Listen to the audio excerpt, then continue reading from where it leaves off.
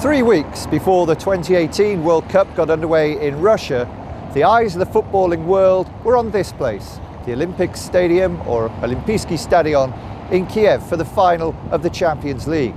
6 years before that, it also staged the memorable final when Spain thrashed Italy in UEFA European Championship 2012. So Ukraine seems to have done quite well out of football in recent years, but now there's rising anger that just over the border, Russia is allowed to stage the world's greatest tournament despite the recent land grab of Ukraine's Crimea and the ongoing war in southeast Ukraine. Now we'll investigate why Ukraine, and in particular some of its footballing authorities, seemed willing to accept Russia as hosts of the World Cup.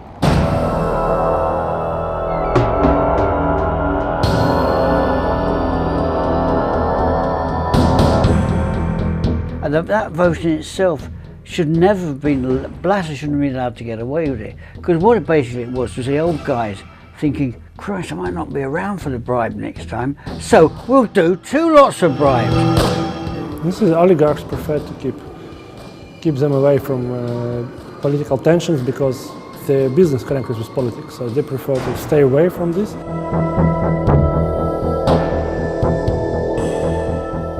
Ukraine made quite a few statements calling boycott this FIFA World Championship. Countries like Russia are not averse to using whatever powers they think are appropriate to get in their own way, and that can't be right.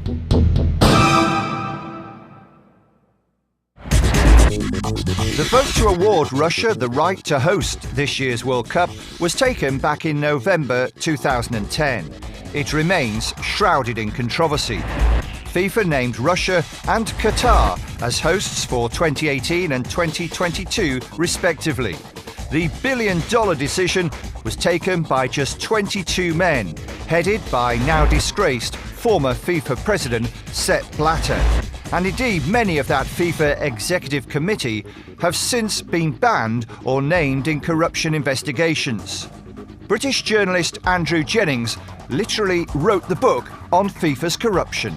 If Jack Warner and Chuck Blazer, and they did, make the trip to Moscow, they didn't go to discuss football. Warner couldn't care about football. He couldn't care unless there was some money in. And what's interesting was when the CONCACAF did a very limited report, but it was devastating when Chuck Blazer and Salguero, well, he's dead now, I think, and Blazer, well, he's dead as well, that their robbery, their thieving, absolute thieving, was immense. So, of course, they were bent. And I mean, I can, to some extent, understand that football is a Russian sport, genuinely a sport of theirs, but a lot of other contenders as well. Eventually, with police probes and arrests, FIFA was forced to launch its own investigation. And finally, in 2015, the Garcia report was released, detailing many of the problems. England made its own bid to host the 2018 World Cup, but failed dismally, gaining just 2 of the 22 votes. Former MP Jerry Sutcliffe was the UK Minister of Sport at the time, and it clearly still rankles. I was pleased that the Garcia report did finally get out, although there's still bits missing, there's still files that have gone missing. And I think it was a massive wake-up call for FIFA, but I'm still not convinced that everything is sorted, whether that's FIFA or UEFA. I think there are big issues in the integrity and governance of sport that needs to be sorted out. I do think that there needs to be a third-party body somewhere, whether that's made up of something of the United Nations or something like that, because this idea of keeping sports and politics separate, I understand the principle of that, but the reality is if you're bidding for a World Cup or if you're bidding for an Olympic Games, it costs the host government or the host city millions of pounds and dollars, and politicians have to be involved because they have to give guarantees on security, they have to give guarantees on infrastructure. So I think that I'm still not convinced that the bidding processes, whether it be FIFA or for other games, is entirely free of some of the things that have happened. So watching the World Cup, it's clear politics and sport cannot be separated, at least not in this instance. Even after the bidding process was finished, Russia was still mired in controversy. Following the revolution of dignity in Ukraine in 2014, Russia annexed Crimea and backed so-called rebels in the Donbass region of Ukraine, causing the war, which is now into its 5th year. Thousands are dead. And human rights defenders say Russia has also jailed more than 70 Ukrainians as political prisoners. And the main problem is, of course, that the fate of these people is not negotiated anywhere. So we have Minsk process, so-called Minsk process, but at that level only hostages of so-called LPR and DPR are negotiated. But no place, no city, nothing where would politicians talk about the people who are held in Crimea and in Russian Federation. So that is the problem.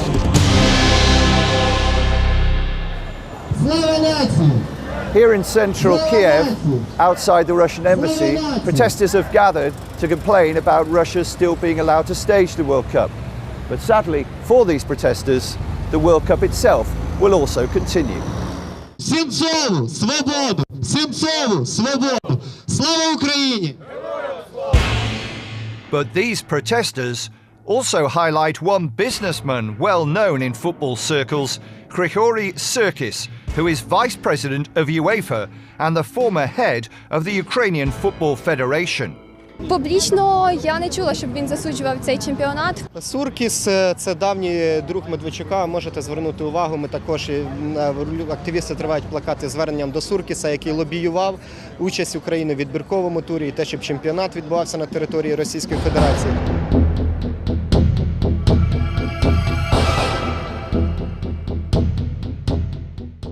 Це давні вороги України.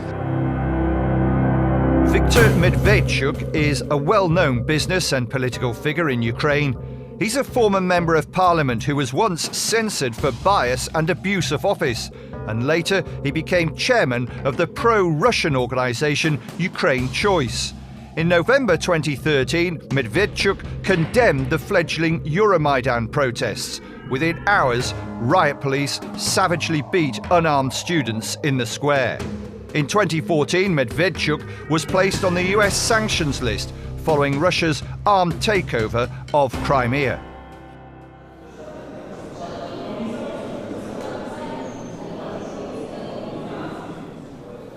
Separating the links between politics and sport is notoriously difficult, particularly here in Ukraine.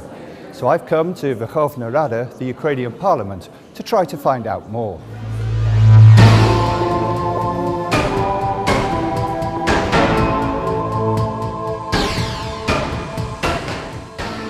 Oligarchs prefer to keep them away from political tensions because their business connected with politics. So they prefer to stay away from this, not just to be involved in any political disputes openly, because they don't want to have problems.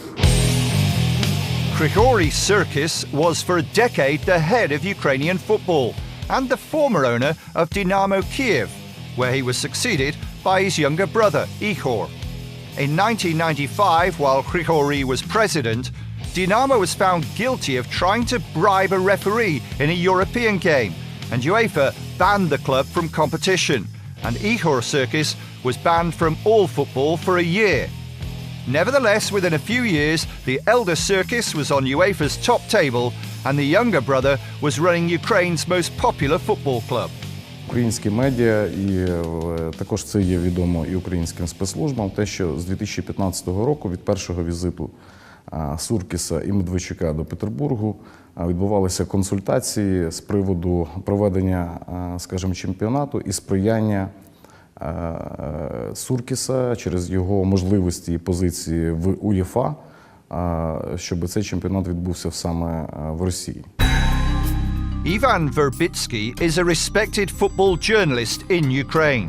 На рахунок патріотизму Суркіса, ви от згадували до того, що Динамо начебто в порівнянні з Шахтарем патріотичніший клуб, але коли йшла Революція Гідності, коли вона вже закінчилася, Ігор Суркіс до останнього, коли вже в Дніпрі лунала українська музика, коли там були червоно-чорні прапори, стадіоні в Києві ще заборонялося це все. Брати Суркіси до останнього ж хотіли грати в об'єднаному чемпіонаті з «Зенітом», з «Спартаком». Вони хотіли чогось на зразок чемпіонату Совєтського Союзу. Тобто я б не сказав, що Григорій Суркіс там великий патріот України. Ukrainian football has been badly hit by the war with Russia in many different ways. There's less money in the Ukraine Premier League now, and some oligarchs pulled funding, and big names such as Metalist Kharkiv and Dnipro collapsed. Dnipro were in the UEFA Europa League final as recently as 2015. Another former champion of Ukraine is also missing from the top flight these days. Tavria Simferopol won the first ever independent Ukrainian title in 1992. But when Russia annexed the peninsula in 2014, the club had to reform on the mainland, a long way from the city bearing the club's name. But now another side uses the name in the occupied territory and also uses their stadium. На самом деле команда Таврия Симферополь одна, которая играет в чемпионате Украины во второй лиге.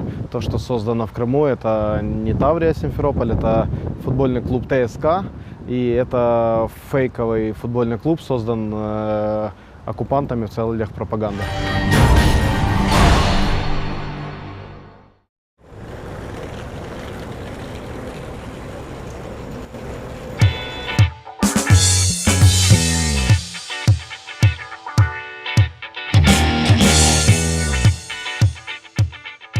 The beautiful French town of Evian is the unlikely setting for Ukraine's last match before the World Cup.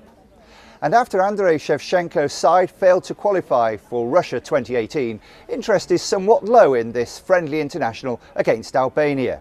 How different it could have been. Failure to beat Croatia in the last round of qualifiers meant that Ukraine missed the chance to appear at only their second ever World Cup finals. But it also meant the thorny question of whether to play in Russia while war is raging in southeast Ukraine has been skipped. Ukraine thrashed Albania in this friendly ahead of their next engagement in September in the new competition, the UEFA Nations League, when they'll face Slovakia and the Czech Republic. It's a group very balanced, and then we play equal teams, and then it's very important also because it gives you chance to qualify for the Euro. Some regrets at not going to Russia? Of course, always. The football season, is important. But whatever has happened in the past, we need to concentrate for the future now. Finally, difficult question. What's it like for a Ukrainian watching the World Cup in Russia, bearing in mind what's happening? Yes. We are everyone is here so sad, about the situation, but everyone dreaming about World Cup. Many Ukrainians say they won't be watching. Will you be watching the World Cup? Yeah, I think so. Of course, it's a big competition, the biggest in the world, so yeah, I think so. It's a pity that we are not in World Cup, but anyway, we will be in the next Euro Championship. In ways that no Ukrainian players could play in Russia, and we can't go as a team and as supporters to support the team in Russians and so on. Also, UEFA did the decision to split the Ukrainian teams and Russian teams in Europe Champions League and the Europa League. So it's a political decision, and we need to follow it as well. It's a bit upset because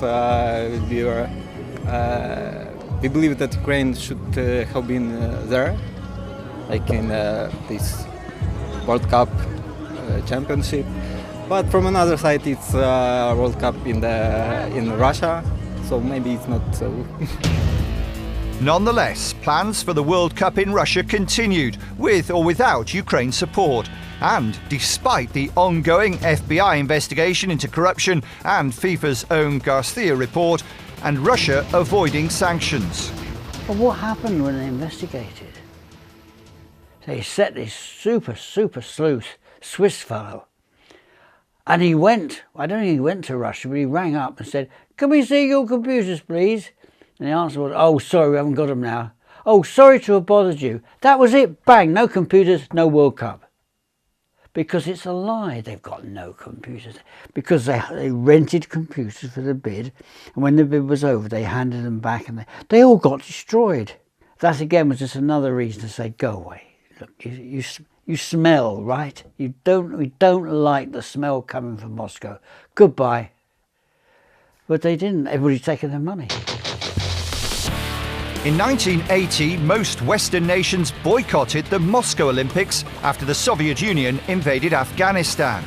In 2014, Russia took Crimea. It has also been held responsible by the Joint International Criminal Investigation Team for the shooting down of the civilian airline MH17 over eastern Ukraine. The fourth anniversary is 2 days after the 2018 World Cup final. But still, FIFA refused to act. I personally think, yes, they should have been banned. I think they should also, have been held to account for actions that they've taken. But the difficulty you get is the people's love of sport and not wanting to mix the two. So it's about integrity. I think, as I said earlier, that there ought to be a third party that takes an overview about whether bidding processes are fair, but also takes a view about the integrity of a sport.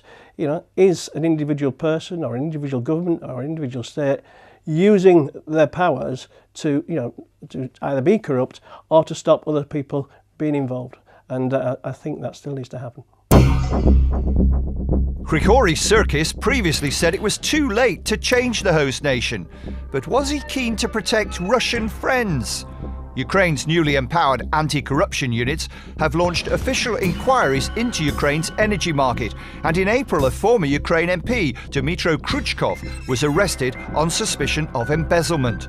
Minority shareholder in the company under investigation is Grigory Sirkis, and in 2016 the Sirkis brothers were summoned by the NABU for questioning. The case is continuing.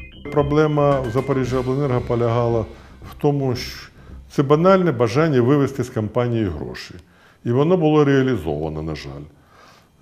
Наслідком цього стало те, що регулятор же не може за рахунок суспільства, власне кажучи, покривати. Хтось вивів гроші, давайте цю дірку закриємо, піднімемо тарифи і закриємо.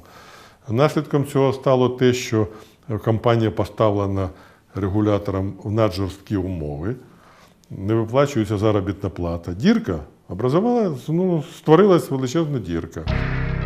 An anti-corruption MP explained to me how oligarchs may have scammed the energy market. This is a coal delivered from Europe to Ukraine with a high quality and with a high tariff of transportation and with a high price. But in reality, this is a coal from Ukraine, either from occupied territory or from Ukrainian territory, and very cheap, low quality. And this is how surplus profit is arranged in this system. And this decision to make such formula is decision of so-called independent energy regulator, who is not independent because for almost 3 years, head of this regulator was former employee of Poroshenko company, and he was appointed by Poroshenko himself. Будучи віце-президентом УЄФА, Григорій Суркіс, і будучи громадянином України, Григорій Суркіс як мінімум не заперечив про те, що цей чемпіонат має відбуватися в Російській Федерації. Більше того, медіа, які підконтрольні Медведчуку Суркісу, журналісти, блогери, ціла така сфера, скажімо, людей, які дотримуються проросійських поглядів, а вони навпаки активно розкручують в Україні цю тему, що це лише спорт, не треба сюди прив'язувати війну.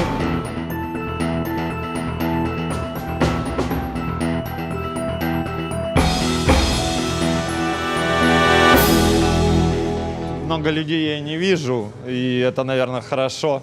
Зачем нам смотреть українцям матч збірної Росії, правильно? Можливо, в Україні якось не надто викликала ажіотаж вивіска Росія-Саудівська Аравія. Можливо, все-таки очікувалося якусь топ-збірну у матчі відкриття? Я думаю, наверное, все-таки это не очень правильно. То есть страна-агрессор, которая захватывает чужие территории, и ей дают, ее не забирают такой турнир, и они соглашаются, дают свое добро такое на это все. Естественно, мне кажется, что было бы правильно все-таки перенести в другое место, потому что в современном мире не должно такого как бы происходить. We asked Grigori Surkis for an interview, but he failed to reply to our emails. Я, конечно, зол, и зол, потому что Суркис помогал России получить чемпионат мира, плюс помогал сохранить чемпионат мира, как пишут СМИ. То есть, конечно, это очень сильно злит и раздражает. Мало того, что мы с этой страной воюем, и что касается Федерации футбола Крыма, она сейчас расхлебывает проблемы, которые создала Россия с окупація Криму. Тому це, звісно, недостойний поступок, як я вважаю. В нашій країні можливо все. Зараз в «Динамо» прийшов Євген Красніков, про якого ми згадували, який був відсторонений УЄФА, ФІФА, вірніше КАС, міжнародним спортивним арбітражем за те, що за організацію договірного матчу «Металіст Карпати». Але він продовжував вже 2 роки продовжував бути президентом обласної федерації Харківщини, і зараз його запросили в київське «Динамо», хоча срок дискваліфікації в нього ще не завершився.